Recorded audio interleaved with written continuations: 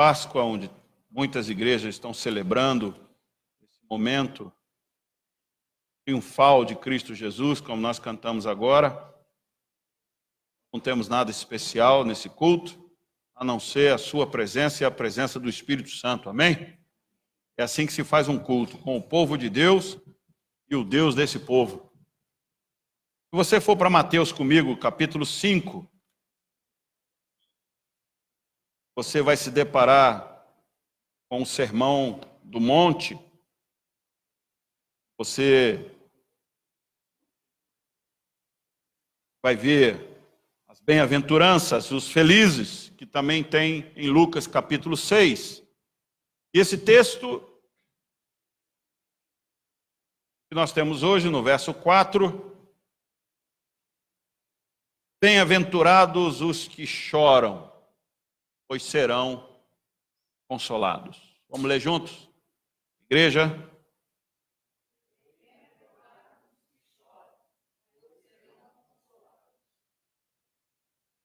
Amém?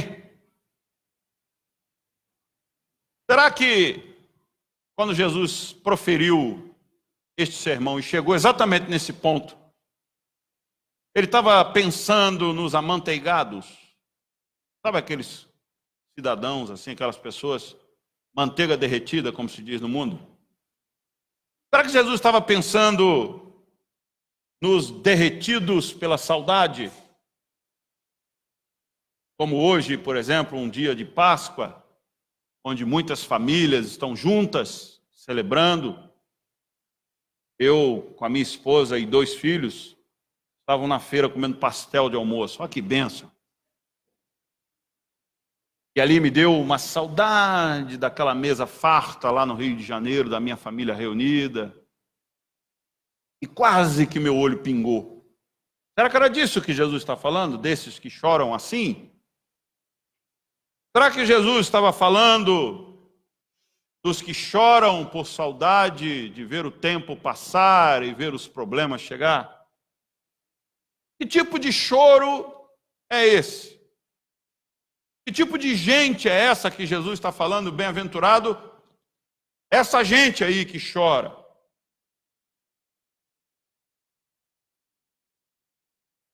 O choro, será que é uma bênção em si mesmo?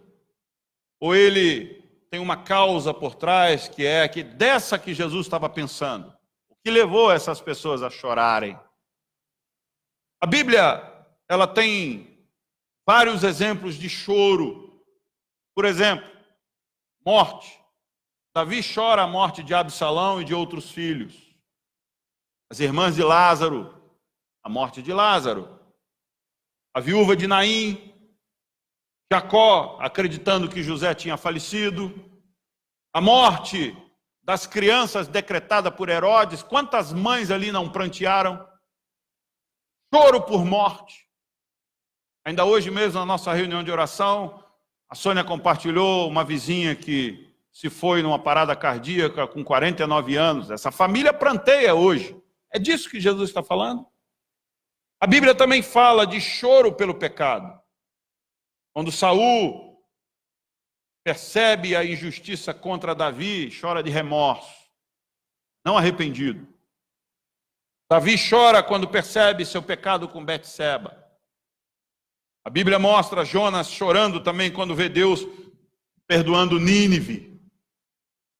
Pedro, quando ouve o galo cantar na madrugada, aquela música do galo não foi a música de alguém desamparado da esposa ou do marido. Foi o choro de Pedro pelo galo, de que o Senhor sabia que ele ia trair, e Pedro chora. Jesus, quando entra em Jerusalém e vê a situação de Jerusalém, chora por causa da degradação moral da cidade, a cidade do rei Davi, a cidade daqueles que amam a Deus.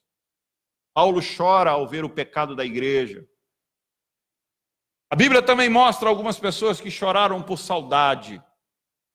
José, ao reencontrar seu irmão Benjamim, chora. Jesus, ao partir e pré-anunciando nos deixar, fala do pranto de saudade que está em João 16, 20. Ele diz: Digo-lhes que certamente vocês chorarão e se lamentarão, mas o mundo se alegrará. Vocês se entristecerão, mas a tristeza de vocês se transformará em alegria. Jesus está falando da partida dele. A saudade que nós ficaríamos, os discípulos ficariam. Paulo chora quando se despede da igreja num ato missionário. A Bíblia também fala de choro de perseguição. Atos 20, verso 19. Servia ao Senhor com toda a humildade e com lágrimas, sendo severamente provado pelas conspirações dos judeus. Talvez hoje alguns irmãos lá no Sri Lanka estão chorando por conta do apedrejamento, do ataque à igreja. Nossos irmãos da igreja perseguida na Coreia do Norte choram pela perseguição. A Bíblia também fala do choro de solidariedade. Romanos 12, 15, qual é o decreto do apóstolo Paulo? Alegrem-se com os que se alegram e chorem com os que choram. Tem o choro bíblico da solidariedade. Estamos juntos, irmão, vamos chorar junto. Tem o choro do patriotismo. Os judeus pranteiam quando Jerusalém é invadida, quando ela é sequestrada, sitiada. Tem o choro pelo zelo da igreja. Filipenses 3,18, Paulo diz: pois que já lhes disse repetidas vezes, e agora repito com lágrimas, há muitos que vivem como inimigos da cruz de Cristo. Paulo olha a situação da igreja, ele chora porque vê a igreja sendo assolada pelas heresias, pelos falsos profetas, pelos falsos crentes. A Bíblia também fala do choro, da perda de uma bênção. Esaú vende a sua primogenitura por um prato de lentilhas, e eu não sei se eu faria a mesma coisa por um prato de sopa numa noite fria. A gente vende a alma.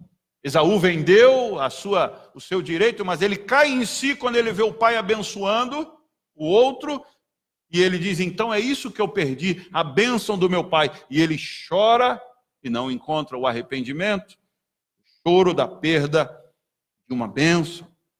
Existem também aqueles choros que são nossos, e que a Bíblia também pode retratar, mas que você já chorou, por exemplo, de raiva ou de ódio. Alguém uma vez, num aconselhamento pastoral, e ela contava uma situação dramática da sua vida, e ela começou a chorar, e aí eu me conduí ali com aquela situação, daquele pranto, me pus ao lado daquele irmão e disse, era um homem, eu disse, meu irmão, Deus vai. Ele falou, pastor, eu estou chorando de raiva. Eu falei, vai. Choro de raiva é o chamado lágrimas de crocodilo, que morde aquela glândula e sai lágrimas dos olhos. Ele está querendo morder, ele está mordendo a sua presa e está chorando. Tem muitos que choram de raiva, de ódio. Queria ter batido, não tive coragem. Queria ter matado e não pude. E aí internaliza aquela raiva e aquilo expressa em lágrimas. Tem gente que chora de medo. Aquele grande susto. Aquele pavor de as coisas acontecerem e a pessoa cai num pranto. Tem gente que chora de alegria, de êxtase e de felicidade. E tanto, fica tão alegre, tão contente, que chora. Não é? Assim, quando você vê o primeiro filho, você chora. É um choro de alegria. Aquele carro zero, você chora. Aquela moto dos sonhos, você chora de alegria. Agora, por exemplo, São Paulinos estão chorando de tristeza, de perda. E os corintianos chorando de alegria. É o choro. Será que é disso que Jesus estava falando? Bem-aventurados que choram? Qual é exatamente a bênção de que Jesus se refere para nos dizer que os que choram serão consolados? Vou repetir a pergunta. Qual é a bênção quando Jesus diz, bem-aventurados que choram porque serão consolados? Alguém sabe me dizer qual é a bênção desse choro que Jesus diz que serão consolados os que choram? Essa minha pergunta é a mesma pergunta da pegadinha que dizem, qual era a cor do cavalo branco de Napoleão? Quem pode me responder? Qual era a cor do cavalo branco de Napoleão? Qual era a bênção que Jesus se refere e que serão consolados aqueles que choram? A consolação. E o que Jesus então está dizendo em João 14,16? Eu rogarei ao Pai e Ele vos dará outro Consolador para que fique convosco para sempre. O Espírito Santo é o prêmio dessas pessoas que Jesus diz, bem-aventurado os que choram. Levando em consideração de que Jesus está pregando para os discípulos, embora a multidão estava rodeando os discípulos, Jesus diz aos discípulos essas bem-aventuranças. Começamos com a primeira bem-aventurança, bem-aventurado os pobres em espírito, porque deles é o reino dos céus. Bem-aventurados os que choram, porque serão consolados. E como eu expliquei, as bem-aventuranças não é algo que você pode escolher. Olha, eu quero a bem-aventurança dos que têm fome e sede de justiça. Eu quero ser feliz por essa ocasião. Jesus está dizendo que estas bem-aventuranças fazem parte, pelo menos deveria fazer parte, da vida do cristão. E em segundo lugar, bem-aventurados que choram, porque em primeiro, bem-aventurado os pobres em espírito, aqueles que dependem de Deus, que são vazios, que não sabem o que fazer. Alguma dica, então, de que choro é esse? Que tipo de pessoas são essas que choram, que Jesus diz que receberão o Espírito Santo, que é o Consolador? Os que choram por não saber o que fazer. Os que choram porque não tem nada para dar para Deus. Os que choram porque sabem que diante de Deus, vazios. Porque o primeiro é pobres em espírito. E por ser pobre em espírito, eu choro. E porque eu choro, eu recebo o Espírito Santo. Porque este choro não é um choro de perda de alguma coisa que eu gosto, de uma coisa que eu quis ou de uma bênção que eu não recebi. É o choro de gente que sabe que não é merecedora de absolutamente nada diante de Deus.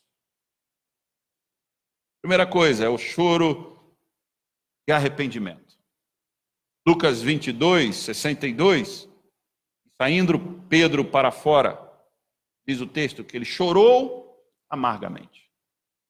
Pedro está dentro desse que Jesus diz, bem-aventurados os que choram, porque serão consolados. E esse choro de Pedro trouxe a consolação do Senhor.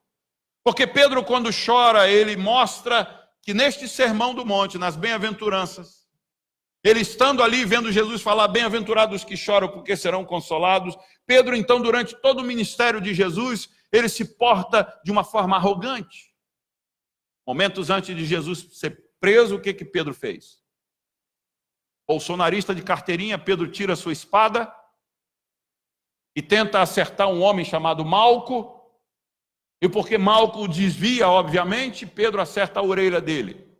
Óbvio, essa é uma interpretação do texto, porque ninguém quer acertar exclusivamente a orelha. O pessoal quer acertar o meio, o que está entre as duas orelhas. Malco sai fora e pega numa orelha. O que Pedro mostra com isso? Deixa comigo, Senhor. Vou proteger o Senhor, eu cuido de tudo. Eu sempre cuidei de tudo, vou cuidar de tudo. Esquece quem vai lavar os pés na última grande ceia. Pedro sabia de tudo, mas esqueceu. Jesus teve que lavar os pés dos discípulos. Pedro disse, nada vai te acontecer, e Jesus teve que dizer, capetão, para trás de mim. Pedro então tinha essas coisas, e ele também achava que ele ia ficar com Jesus até o último momento, quando Jesus disse, Pedro.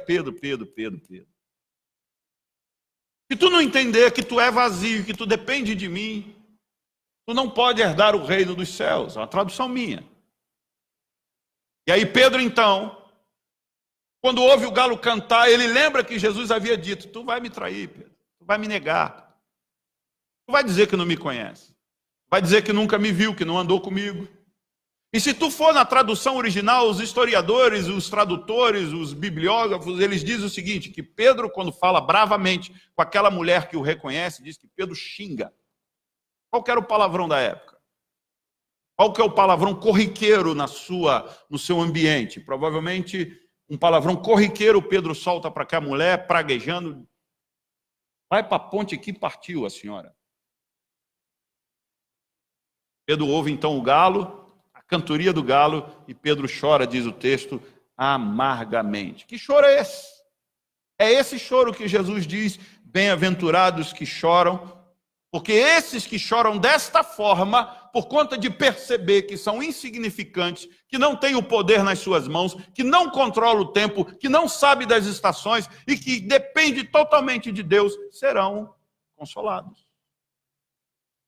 Percebe então que Jesus não está falando que bem-aventurados que choram porque perdeu pai e mãe? Porque Jesus disse, quem não perder pai e mãe por minha causa, não é digno de mim. Não é esse choro que Jesus está falando, que a sua mulher foi embora com outro, ou que seu marido se encantou com outra e você está chorando. Não é disso que Jesus está falando. Jesus está falando daqueles que choram porque sabem que não fazem a coisa certa na direção de Deus. É o choro do arrependimento. Mas também, em segundo lugar, é o choro da pequenez. E sobre o choro da pequenez, eu quero levar vocês ao Salmo 51. Se você olhar o Salmo 51, um salmo famoso, quando Davi, depois de um longo tempo, não foi rapidamente, não foi no segundo dia que ele cai, que ele peca com Betseba. Eu quero te dizer uma coisa aqui que não está na Bíblia, mas alguns historiadores falam e que provavelmente possa ter sido assim. Eu já disse, a Bíblia é um livro econômico, e o que tem na Bíblia é registrado para que a gente creia que Jesus é o enviado, para que a gente creia que Deus é o nosso Pai, o nosso Senhor, para que a gente siga os caminhos do Senhor, e se tudo estivesse relatado na Bíblia exatamente como aconteceu, a gente tinha que andar com uma carreta por aí, porque é muita informação. Mas os judeus, um historiador, conta, na visão judaica, que Davi não estava de bobeira no palácio, na varanda, porque não quis ir para a guerra, porque estava gripadinho ou que estava cansadinho. A Bíblia conta que, estando o rei Davi na varanda do palácio, viu ao distante Betseba tomando banho e se encantou por ela. A Bíblia relata isso. Mas alguns judeus relatam que isto aconteceu muito tempo antes no coração do rei e no coração de Betseba. Quando o rei entra em Jerusalém dançando porque ele traz a arca, diz que dentre aquelas mulheres que viram o rei dançando, Betseba estava lá. Por isso que Mical ficou muito brava com o rei dançando diante das mulheres. E elas se maravilharam com o rei, chegando em triunfo. E diz os historiadores que o marido de Betseba então apresenta Betseba ao rei, porque ele tinha proeminência, porque era um dos seus batalhadores. O rei, essa é minha esposa, ela gostou muito do senhor, achou o senhor tremendamente impactante. E ali começou o flerte do rei Davi com Betseba. Pecado preconcebido, como sempre acontece nos nossos corações.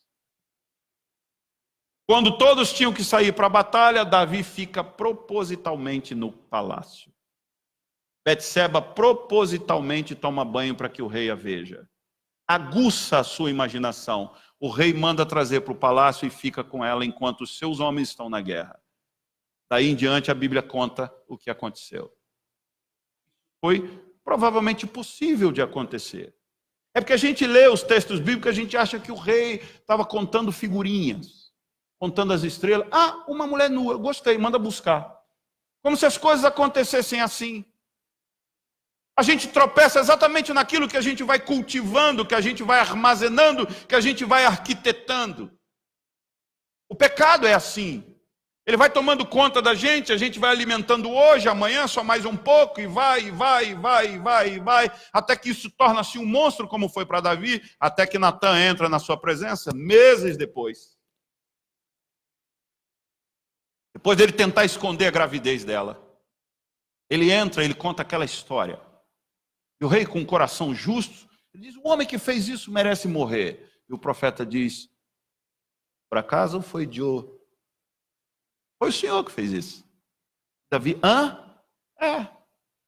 E aí o Natan tece ali na primeira pessoa aquela profecia tremenda. Deus dizendo, eu te tirei da casa do teu pai, quando tu não era nada, um menino. Eu te dei as mulheres que tu quis. E foi tecendo ali, Davi foi entendendo que ele não é todo aquilo que ele imaginava num determinado momento da sua vida, o rei da cocada preta. E chega um tempo que a gente vai achando, né? Eu tenho as teológicas, eu tenho os conhecimentos, eu tenho a sabedoria, eu sei fazer, a gente vai entendendo isso, eu sei criar os filhos, eu sei. Davi estava nesse mesmo arcabouço humano de todos nós, eu sei, o profeta diz, sabe, mas caiu. Davi então, depois de um tempo, ele senta e escreve esse salmo. E esse salmo é interessante, porque ele começa dizendo que tem misericórdia de mim, ó Deus, por teu amor, por tua grande paixão, apaga as minhas transgressões. Lava-me de toda a minha culpa e purifica-me do meu pecado. Esse pecado com Betseba, pois eu mesmo reconheço as minhas transgressões e o meu pecado sempre me persegue. Davi não escreveu isso logo depois que ele mandou buscar Betseba e ele deitou com ela. Davi não escreveu isso, que é verdade essa história dos judeus, de que ele entrou em Jerusalém e viu Betseba apresentada pelo marido dela, chegou em casa dizendo, Senhor, eu não posso olhar para essa mulher, ela tem marido. E escreveu o Salmo 51. Não, ele escreveu o Salmo 51 depois que o profeta esfregou na cara dele a sua insignificância, o seu pecado, e que ele era o rei de Israel, mas ele era o rei de Israel porque Deus o colocou lá. Ele não era o rei de Israel, segundo o profeta Natan, porque ele tinha uma estratégia melhor de guerra, ou porque ele conseguiu fazer política na caverna de Adulão, aqueles homens que estavam refugiados, que foram se encontrar com Davi, e ele ali montou um esquema, e ele tomou o trono de Saul. Ele não se tornou rei por conta da sua capacidade, ele se tornou rei porque Deus o colocou lá. E aqui ele chora. Bem-aventurados que choram, quando descobrem a sua insignificância e sabem que é Deus quem te pôs, é Deus quem te fez, é Deus quem te deu, é Deus quem vai fazer, é Deus quem está na sua vida. Então quando ele diz, pois eu mesmo reconheço as minhas transgressões e o meu pecado sempre me persegue, é depois que o profeta diz assim, tu é um pecador igual a todo mundo, cara.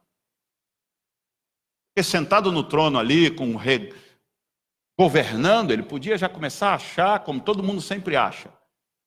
Eu fiz as coisas acontecerem, afinal de contas, eu mereço.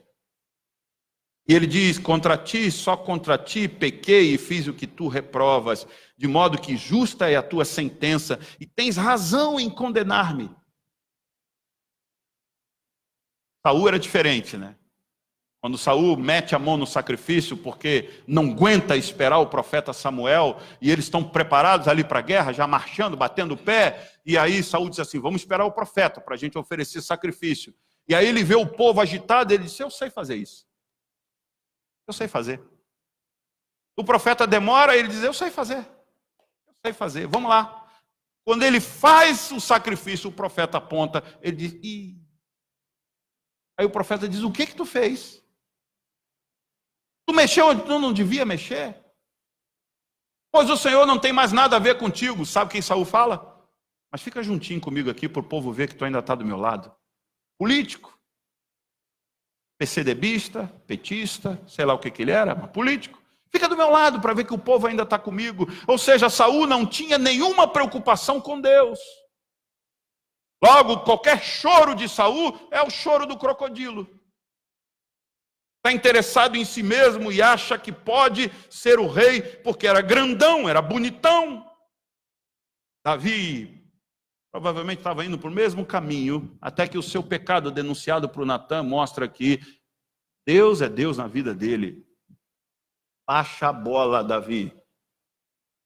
E ele diz, tem razão em condenar-me. Até então, quando ele manda buscar Betseba, ele manda buscar porque ele é o rei, ele pode. Quando ele manda matar Urias, ele pode. Já pensou?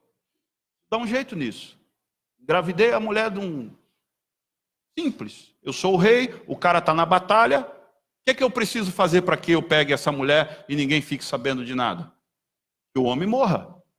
Numa batalha? Fácil. Manda um bilhete pelo próprio Urias, que leva a sua própria sentença. E quando chega diante de Joabe, que Joabe abre, Urias na frente, o texto atrás, ponha Urias na frente de batalha. Pessoal, vamos reorganizar aqui. Urias, vai na frente com a turma que você é mais corajoso, você é um cara bom, e eu quero ver você ali na frente do canhão. Não tinha canhão, mas na frente das flechas. E quando eles começam que Urias morre, Joabe entrega para o rei. Não sei por que o rei quer isso, mas tudo bem. Ele foi para lá, ficou uns dias lá na casa do rei. Não sei o que aconteceu, Joabe deve ter pensado, mas o rei quer assim, tudo bem. E aí quando chega a carta lá, o rei olha dizendo, Urias já é morto. Oh, coisa boa, Deus está do meu lado. Betseba agora não tem mais nenhum empecilho para a gente mostrar para todo mundo que nós estamos juntos. Só que Deus sabia de tudo, né? Foi dando um momento para Natã, e Natã foi esperando até que Davi achasse que estava tudo certo. Quando o rei já estava então assentado no seu trono, com Betseba sobre as suas asas, grávida esperando, o rei pede uma audiência e diz, o profeta pede uma audiência e diz, posso falar com o meu rei? Davi feliz da vida, porque conseguiu um esquema que salvasse a sua pele. Foi depois disso que ele escreve o Salmo 51. Porque até então ele estava obscurecido, como todos nós ficamos quando o pecado nos assola. Cegos. E aí ele diz, no verso 5, sei que sou pecador desde que nasci. Por que ele não escreveu isso antes de pecar com Betseba? Porque ele já estava perdendo de vista o seu nascimento, porque ele agora era o rei. Sim, desde que concebeu minha mãe, um tratado teológico aqui, o pecado original. Sei que desejas a verdade no íntimo e no coração me ensinas a sabedoria. Davi sabe que ele mentiu no íntimo diante de Deus. No íntimo, aqui. Sabe aquela mentira que você conta para você mesmo, que até você começa a acreditar nela? E você diz, não, mas peraí, eu caí, sabe por quê? Eu caí porque... Aí você conta aquela lorota para justificar por que você não foi fiel diante de Deus. Davi diz, eu sei. O Senhor deseja a verdade no íntimo, porque a gente sempre pensa que Deus deseja a verdade que os outros vê. E Davi está dizendo, não, tu desejas a verdade aqui no meu coração. Purifica-me com isopo e ficarei puro, lava-me e mais branco do que a neve serei.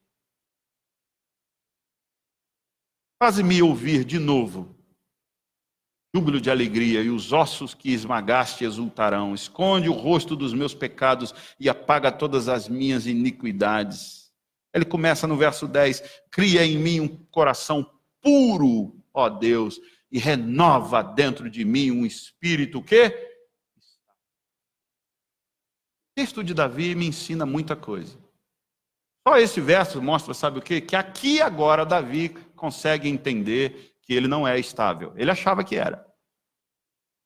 Só aqui Davi consegue entender que se Deus não criar um coração puro dele mesmo não tem. Quando Davi aparece diante de Golias, como é que ele surge naquela batalha? O que estão fazendo com o exército do Deus vivo? Vocês estão deixando esse gurilão ameaçar o exército do Deus vivo? Todo mundo, só um garoto. E ele, vocês não tem homem aqui não? Cadê o Leonildo, que é o líder da Macholândia? Onde é que se encontra? Sumiu! E Davi então ali disse, então deixa comigo esse negócio assim. E algumas pedrinhas de rio na alforge, ele mata o gigante, todo mundo sabe. É apenas um garoto, todo mundo, um garoto puro, um pastor de ovelhas. Lindo! Mas Davi, depois do pecado de Betseba, ele sabe que ele não é tão lindo assim, porque o texto, ele cai em si, ele diz, Senhor, cria em mim um coração puro, porque se o Senhor não criar um coração puro, de mim mesmo não se cria nada puro. Às vezes tem uns crentes que acham que são puros, Não é? Tem uns crentes que acham que são puros. Tem até um movimento chamado puritanos, que se acham. São tão puros que são puritanos. Diante de Deus não tem ninguém puro. Ninguém. E Davi escreve isso. Cria em mim um coração puro, ó Deus, e renova dentro de mim um espírito, o espírito dele que seja estável. Porque ele agora percebe que ele é cambiante, dúbio, como qualquer outro. Ele achava que essa dubicidade era só com Saul. Saul que era estável, eu não. Ele diz aqui, cria em mim um espírito estável. Só podia acrescentar aqui, porque se bobear eu sou igual a Saul. Ele achava que era melhor. Não me expulses da tua presença, nem tires de mim o teu Santo Espírito. Não tira de mim. Qual que era o medo de Davi aqui? Perder o trono? Antes era. Antes era. Mas agora aqui é de perder o quê? Intimidade. Eu tenho para mim que Davi compôs isso sobre choro. Eu tenho para mim que Davi, quando fez o Salmo 51, ele estava exatamente como Jesus disse, bem-aventurados que choram, porque serão consolados. Porque neste Salmo 51, Davi de fato entende que ele não é o rei intocável. Ele é um homem como qualquer outro. E só esses que entendem que são homens como qualquer outro, que choram as suas mazelas, como Davi está chorando o Salmo 51, é que podem ser consolados. E ele descreve, então, o verso 16, o Senhor não te deleitas em sacrifícios, nem te agradas em holocaustos, senão eu traria. Mas isso não era regra antigamente? Por que Davi fala isso?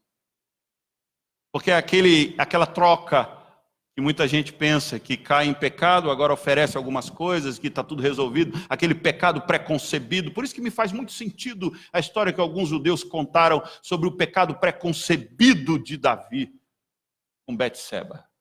A arquitetação toda. Porque provavelmente ele deve ter pensado, se der alguma zica, eu ofereço o sacrifício e está tudo resolvido. Ele aqui agora entende e diz, se fosse assim, Senhor, agora eu entendo que se o Senhor se agradaria disso, eu te daria holocausto tantos quanto eu pudesse, porque eu sou rei, eu sou rico. Rico porque o Senhor me tornou rico. Eu sou rei porque o Senhor me tornou rei. Verso 17. Quais são os sacrifícios que ele entende que agradam a Deus? Espírito quebrantado. Aquele dos bem-aventurados que Jesus se refere, bem-aventurados que choram. De fato, ali a tradução poderia ser, que continuaria fazendo sentido, bem-aventurados quebrantados, porque serão consolados. Porque a Bíblia você precisa entendê-la como um todo. Provérbios 29:1, o homem que é muitas vezes repreendido e endurece a cerviz, será quebrado sem que haja cura. Outra tradução, sem que haja consolo, sem que haja conforto, sem que haja conserto. Davi então aqui descreve exatamente o que Jesus prega no Sermão do Monte. Bem-aventurados que choram, porque serão consolados. Davi compõe o Salmo 51 chorando. É isso que Jesus está dizendo. Esse choro da pequenez, da insignificância. Choro de gente que não sabe o que fazer. Esse choro diante de Deus, dizendo, Senhor, eu sou rei, eu sou isso, eu sou aquilo, mas eu... besteira. Eu não sou rei, eu não sou nada, mas eu não sei o que fazer, Senhor. Eu não sei, eu preciso do conselho da Tua palavra. Eu tenho medo, Senhor, eu tenho receios. Jesus está falando que bem-aventurados que choram, aqueles que reconhecem a sua insignificância. Por isso que Jesus dá a bênção do verso. Bem-aventurado é quem sabe que de si mesmo não tem nada. chora quando encontra-se com a sua pequenez e insignificância, porque a estes darei o consolo, e o consolo é o Espírito Santo. Então Jesus está nos dizendo que receberão o Espírito Santo aqueles que dependem dele, que sabem que são pequenos. Olha para os discípulos. 3 anos de uma grande escola, não foi? 3 anos. Jesus dizendo, vão agora e dou autoridade para vocês expulsar demônio. E eles voltam, os 70, dizendo, nossa, pegamos cada demonão. Você viu, Zé, o demônio, quando você falou assim, em nome de Jesus te expulso o demônio, e caiu lá e saiu, e eles, nossa, não foi tremendo. Jesus diz, não fica contentinho com isso não. Vocês têm que ficar contentes, para o nome de vocês está escrito no livro da vida.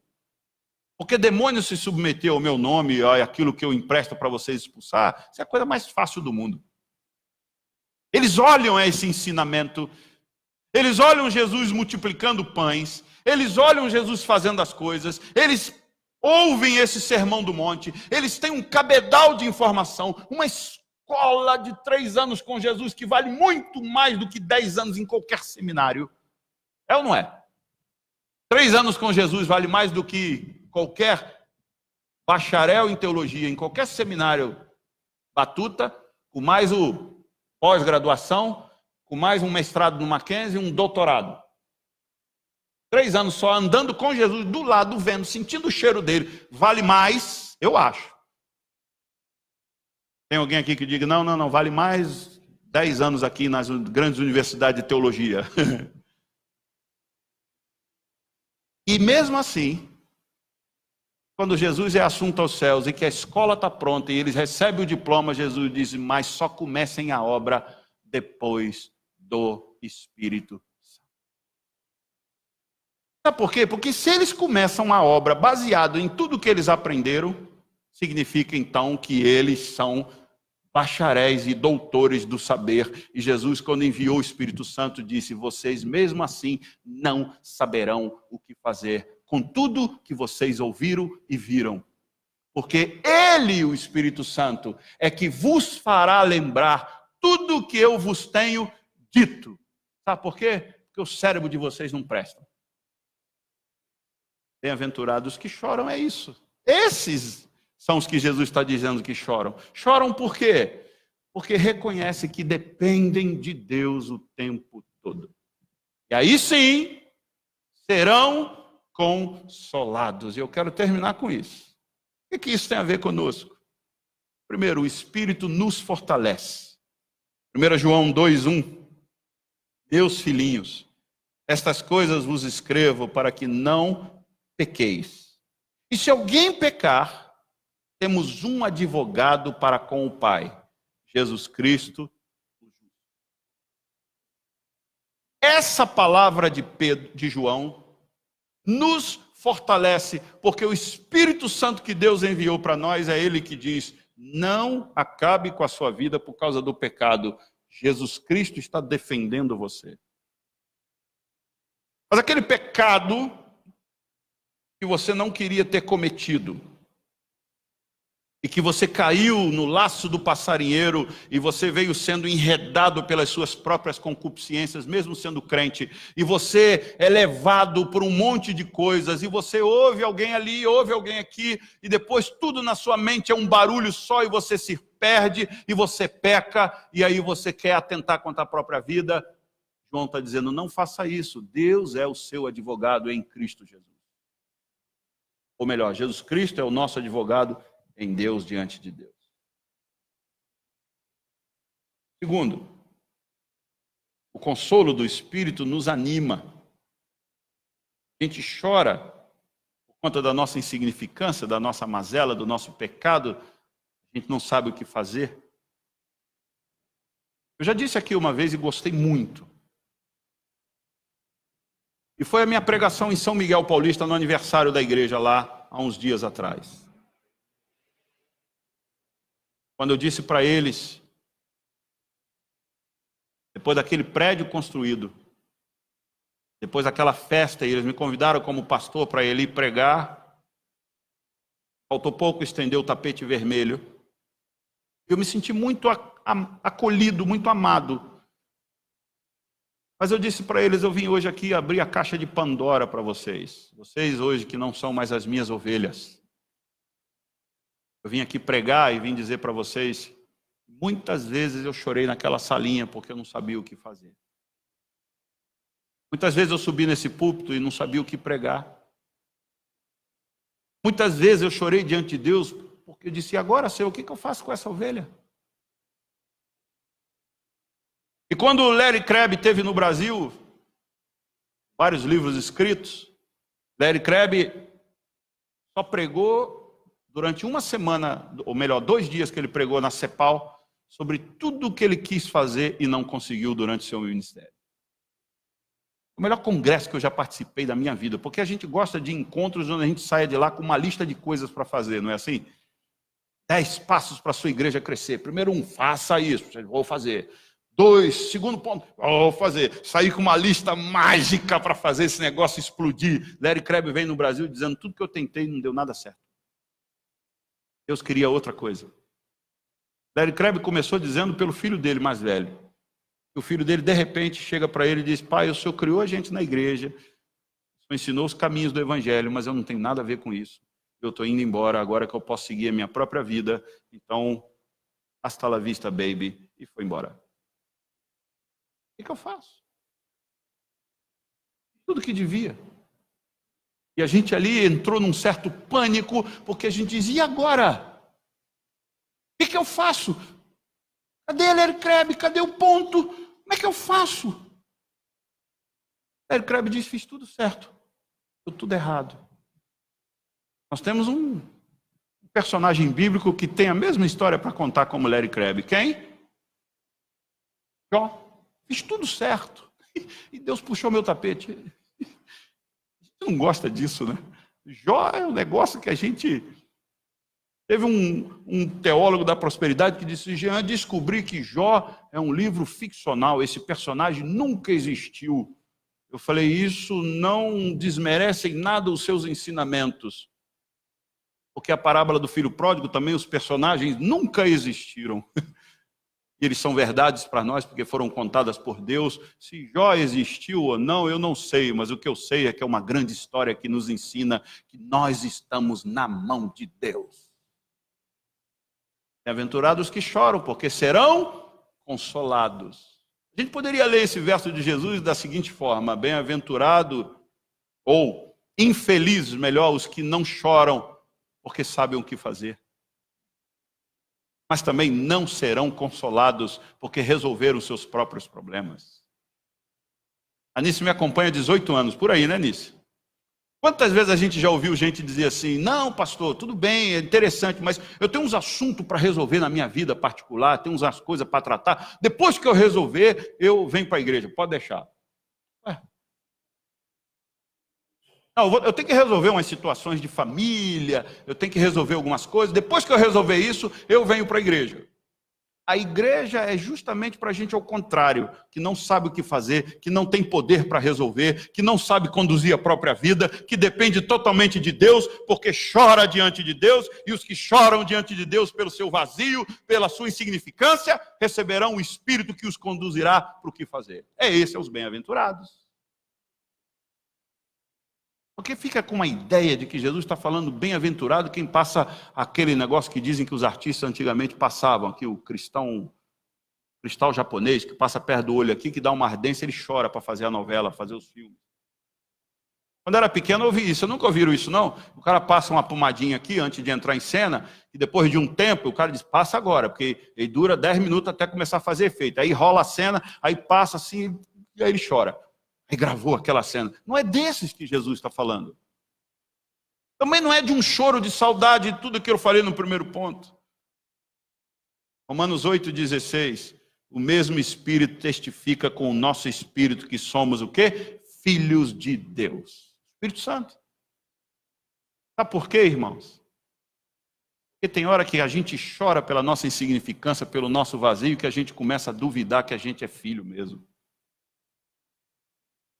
Ainda vem uns caras aí, eu não sei se já aconteceu com você, mas comigo já aconteceu. Quando você está na pindaíba, sabe quando você está naquela corda bamba? Você está se equilibrando Já viu o equilibrista da corda bamba? E por último, roubam a tua vareta que te mantém equilibrado. Ele disse, agora lascou. Dá os braços mesmo. Aí vem os amigos de Jó, diz assim, você está passando por isso aí porque você não deu dízimo.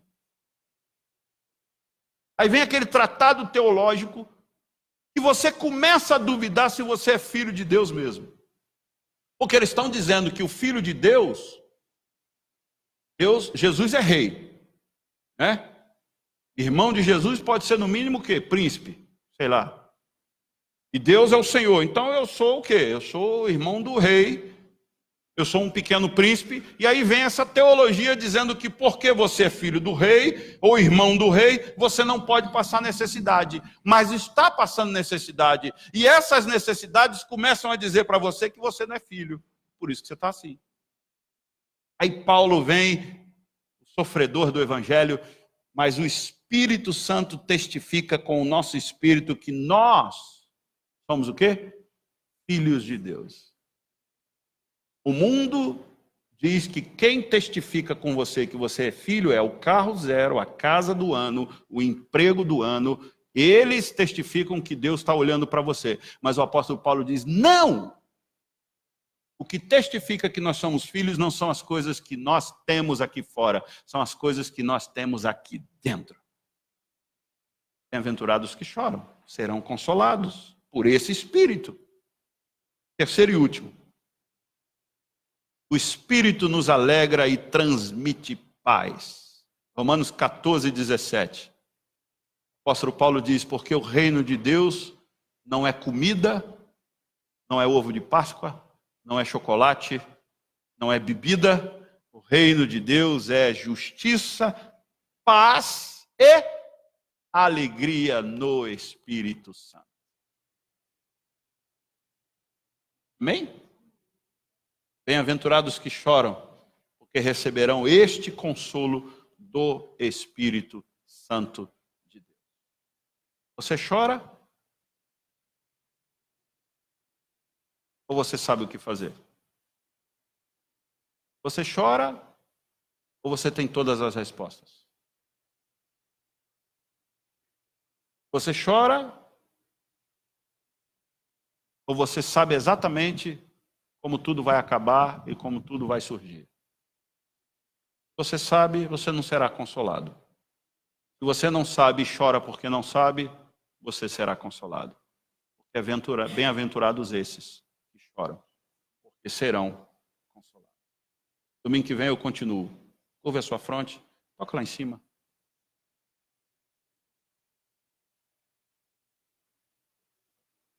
Senhor, eu quero ser esse que chora. Eu quero ser esse, Senhor, que não confia na própria capacidade ou no próprio entendimento. Não permita, Senhor, que eu seja enredado pelo pecado como Davi foi. Não permita, Senhor, que os meus irmãos aqui caiam na teia do inimigo, que nos quer ver perdidos, e nos ver confusos contra a Tua palavra. Não permita, Senhor, que a arrogância tome o nosso coração. Não permita, Senhor, que os nossos olhos pequem. Mantenha sempre, Senhor, os nossos olhos fitos em Ti, cheios de lágrimas, por reconhecer a nossa pequenez, a nossa mazela. Como Pedro reconheceu diante daquela pesca maravilhosa. Com todo o cabedal de Pedro de pescaria, com todo o conhecimento do mar, com todo o conhecimento dos peixes, não havia nada naquela noite, Senhor. E no dia seguinte, quando o Senhor deu tantos peixes que as redes quase se romperam, Pedro reconheceu que não é nada diante do Senhor, e não importa todo o conhecimento que adquirimos durante a vida, se o Senhor não fizer, não faremos, não seremos, não conquistaremos. Esses são os que choram e sabem que estão diante de um Deus que está acima de nós, que apesar de tudo nos ama. Não permita, Senhor, que os nossos olhos se sequem diante de Ti. Em nome de Jesus. Amém. Vou ficar de pé, irmãos.